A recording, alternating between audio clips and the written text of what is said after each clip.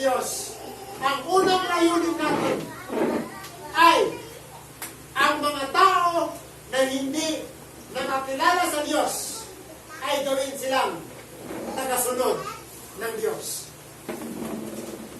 Ano? Ang instruction ba ng Diyos, dapat ba itong sundin o hindi? Tingnan mo, ang instruction ba ng Diyos, kailangan bang sundin o hindi? Kailangan. Bakit kailangan? Unang-una, instruction ng Diyos yan. Pangalawa, tagasunod tayo. Kaya kapag tagasunod po tayo, forcefully, I can say, mandatory na kailangan natin humayo. It is a mandatory sa kanyang mga tagasunod, kailangan humayo. Kaya hindi pwede lang po ang isang tagasunod ng Diyos. Okay na siya, na sarili lang niya ang dadalhin niya sa Diyos. Hindi po yun. Hinahanap po ng Diyos ang ating pagsunod sa kanyang instruction.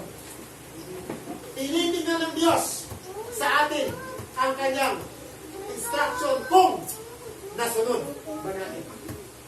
Okay? Ang unang instruction kanina, humayo kayo. Pangalawa, gawin ninyong tagasunod. Tama po ba? Ang mga tao sa buong bansa. Ibig sabihin, ang paghayo natin, walang limitation. Kapag sinasabing buong bansa, anumang klaseng lahi ang meron, dapat nating dalhin ang salita ng Diyos sa kanila. Pastor, wala po akong alam ang salita ng Diyos. Malamang tanong mo to. Pastor, wala po akong kabisadong verse ng Bible. Anong klaseng salita ng Diyos ba ang dadalhin ko sa aking mga kaibigan? Baka nagtatanong ka ng ganito. Simple lang. Sa iyong pagbabagong buhay, dala-dala mo na ang salita ng Diyos. Hello? Pagka ipakita mo sa mga tao na tayo ay binago ng Diyos, sapat yun na nakikita ng mga tao, dala-dala natin ang salita ng Diyos. Kasi wala kami reverse eh. Wala kang alam sa Bible eh. Tama mo ba? O, bigyan natin ng solusyon. Kaya dapat sa isang anak ng Diyos, ayaw at sa gusto natin, dapat tayo magbago ng ating pamumuhay. Amen? Kung noon, kung tayo pupunta sa simbahan, okay lang tayo na simpleng damit lang ng parang damit sa bahay. Noon, pero ngayon, unti-unti mo nang nalalaman ang katotohanan na dapat pala may pagbabagong nakikita sa ating sarili. Marunong ka na magdamit ngayon ng naaayon. Hello? Tingnan mo yung katabi mo. Kung babae, maganda yan. Tingnan mo, titigan mo. At imaginin mo siya noon kaysa ngayon. Hello? Diba? Isa po yung mga kapatid sa pagbabago na inaasam ng Diyos sa atin. Kaya ang mga anak ng Lord, pakinggan niyo ako, pag araw ng linggo, makilala sila, unang-una, magbibilisan sila ng damit, pananambahan, at pupunta sa simbahan. Nakikita agad ang pagbabago sa iyo.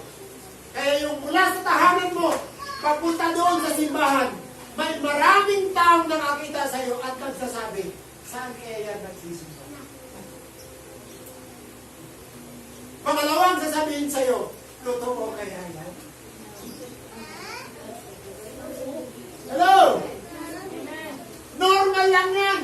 Kasi pati sila naninibago din sa'yo. Tama ba? Ang isip nila nagsasabi, teka, ano bang nakain ng almusal yan? Bakit ganyan sa magbihis ito? Ganun yun. Kapag ang anak ng Lord na gustong sumunod sa Kanya, kapag nakita nila ang pagbabago sa'yo, na-amaze pati yung mga tao nakakita sa'yo. Kasi nga, ang pagbabagong ginagawa natin, hindi nila nagagawa. Kaya maa-amaze siya. Kaya yun yung way mo na dadalhin ngayon ang salita ng Diyos sa kanilang buhay. Magtatanong at magtatanongin sa'yo, malamang sasabihin ko sa'yo, saan ka nagsisimba? Matagal ka na ba dyan nagsisimba?